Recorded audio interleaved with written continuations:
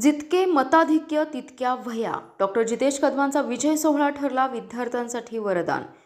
कडेगाव तालुक्यातील हिंगणगाव बुद्रुक पंचायत समिती गणातून तब्बल 2686 मतांनी विजयी झालेले काँग्रेसचे उमेदवार डॉक्टर जितेश हणमंतराव कदम यांचा कार्यकर्त्यांनी अनोख्या आणि समाज उपयोगी पद्धतीने सत्कार करत एक नवा आदर्श घालून दिलाय.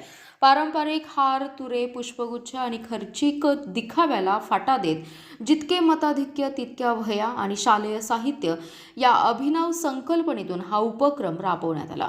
हिंगणगाव बुद्रुक पंचायत समिती गणातील उपाळे मायनी, उपाळे वांगी, ढाणेवाडी, तोंडोली, खेराडेविटा, भिकवडी, कोतीज आणि हिंगणगाव बुद्रुक येथील काँग्रेस कार्यकर्त्यांनी संयुक्तपणे या उपक्रमाचं आयोजन केलं.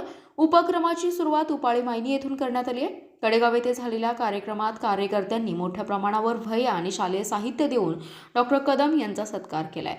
यावेळी बोलताना डॉक्टर कदम यांनी हा माझा वैयक्तिक विजय नसून जनतेच्या विश्वासाचा विजय आहे. हार तुरे क्षणिक असतात, पण शिक्षण आयुष्य घडवतं. माझा सत्कार फुलांनी नव्हे तर वह्याने झाला, याचा मला विशेष अभिमान आहे, असं त्यांनी सांगितलं.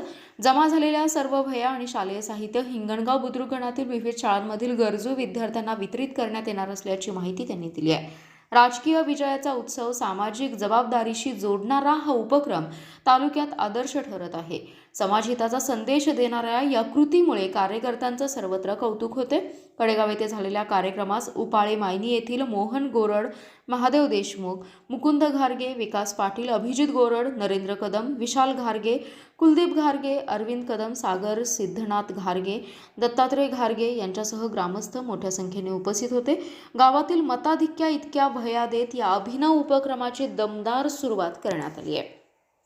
आपला जिल्हा, आपली power, power Marathi news network.